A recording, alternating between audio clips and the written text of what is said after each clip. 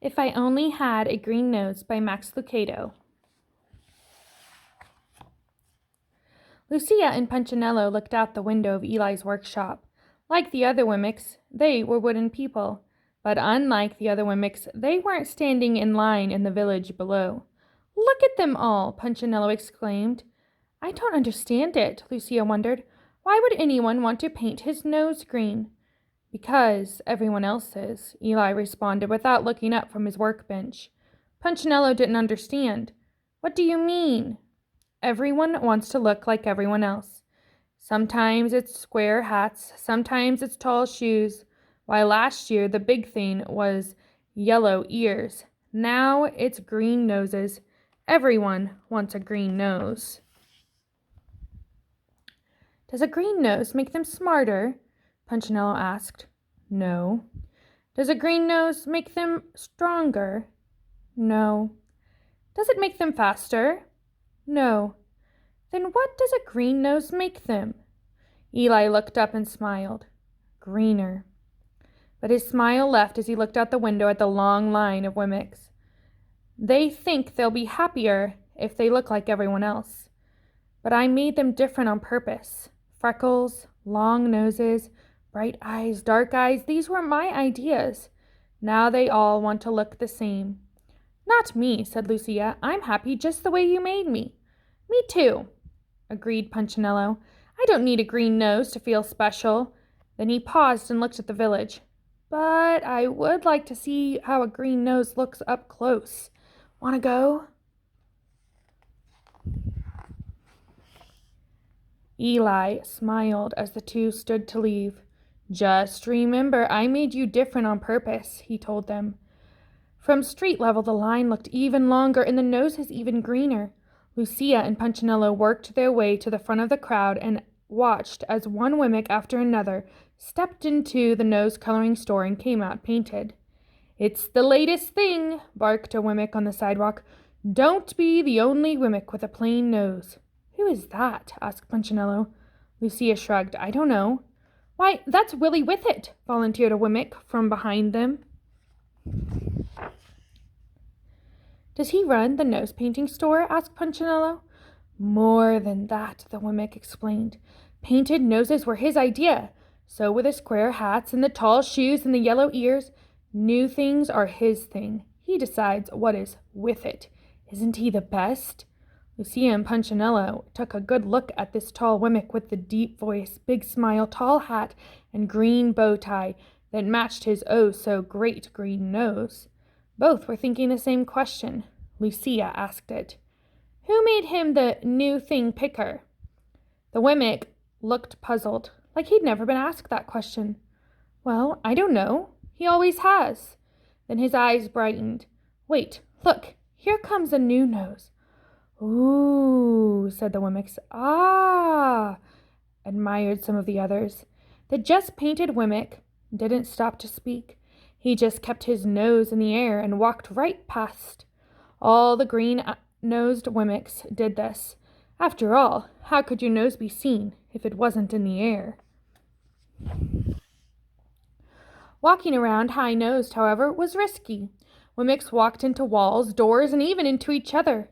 Lucia and Punchinello had to be very careful. One Wemmick took up the whole street.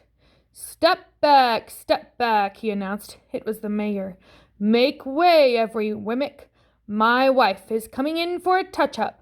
With one hand, he waved back the citizens. With the other, he guided them through the crowd.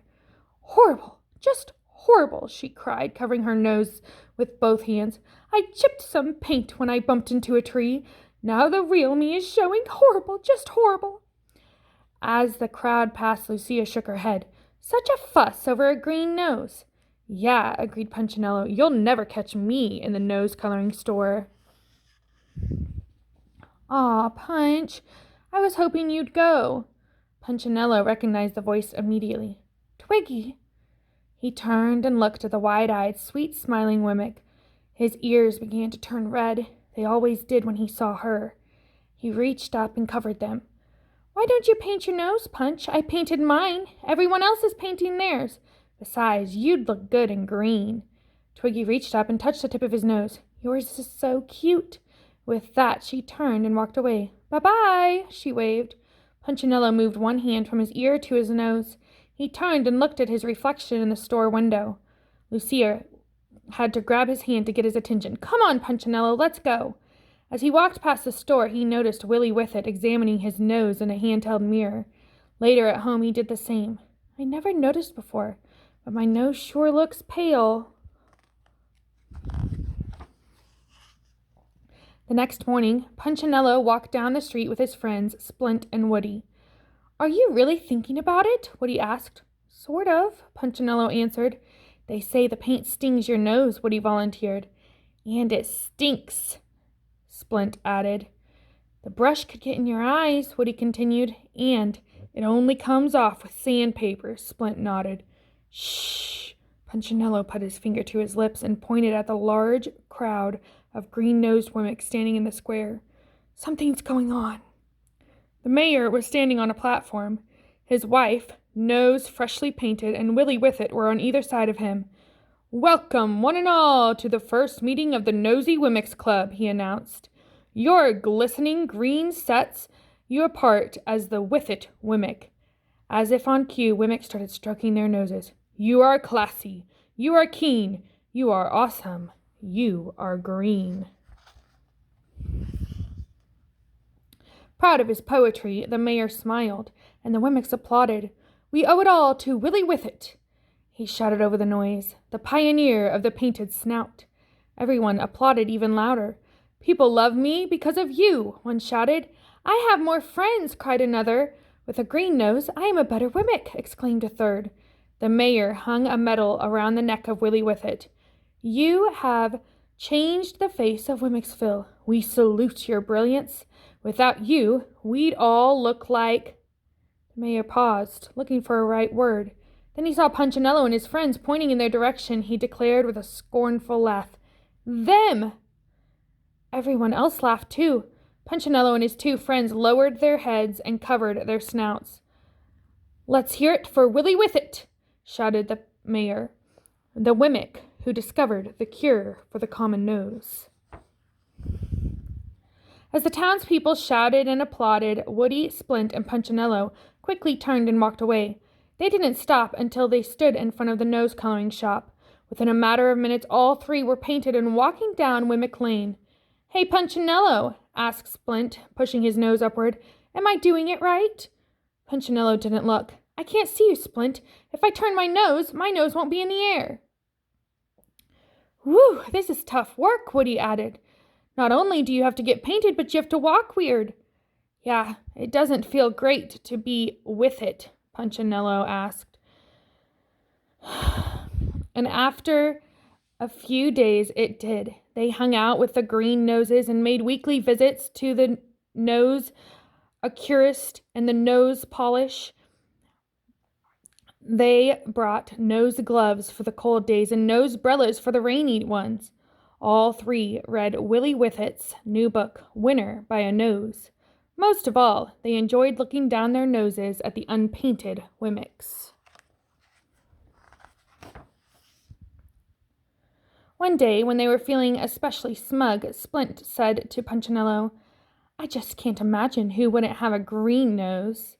Punchinello agreed. "Anyone without a green nose is so—" "So what?" a voice interrupted. It was Lucia. Punchinello was embarrassed. "I haven't seen you in a while," he said. "You haven't seen anyone in a long time," she replied, "except yourself." He started to speak, but didn't. He was bothered by what she said, and he was even more bothered by what he saw.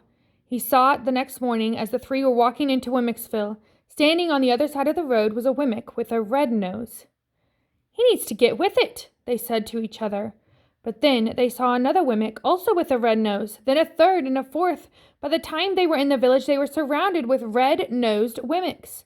And all those noses that weren't red were in line to have them painted. "Step right up," called Willie Whiffet from the steps of his store. "Green noses are out and red noses are in." But we just got our noses painted green," they told him. No problem, he replied. Our red will cover the green. Step right up and get in style. The three friends looked at each other sadly. We thought we were in style, Woody moaned. What could they do but stand in line and have their noses painted red? After a few days, they fitted in, until one morning they saw a blue-nosed Wemmick. Oh no, they said to each other, not again. So they changed colors, but it was only a short time until blue noses were out and pink noses were in. Then pink was out and yellow was in, and when yellow was out, orange was in. Soon Punchinello and his buddies had so many layers of paint on their noses that they couldn't remember what they really looked like. This has to be the final color, they said the day after they walked out with orange noses. But once again, they were wrong. I'm so tired of this, Woody moaned when he saw a purple-painted Wemmick. I wish my nose was common again.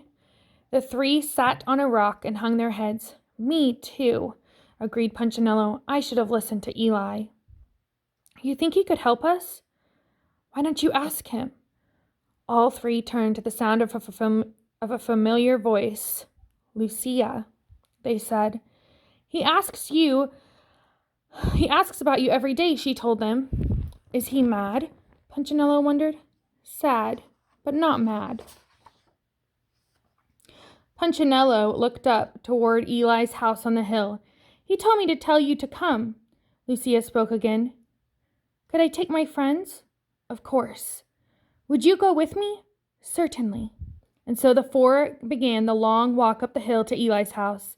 When they reached the top of the hill, Eli stepped out of the workshop and began walking towards them. He met them in the yard. One by one, he examined their noses. Been trying to fit in, eh? Punchinello nodded. Did you succeed? Not really. Every time we got close, someone changed the rules. That's the way it is. And my neck hurt from sticking my nose up in the air all the time, Woody added. You weren't built to walk that way, Eli said.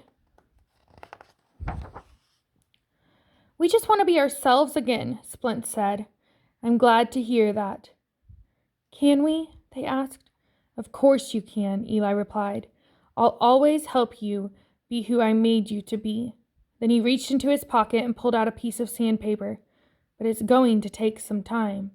And so Punchinello and his friends followed their maker into the workshop, where he spent the rest of the day removing the paint.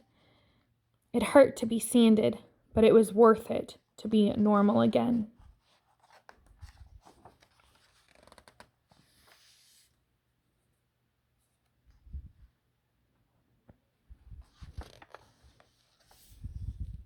The end.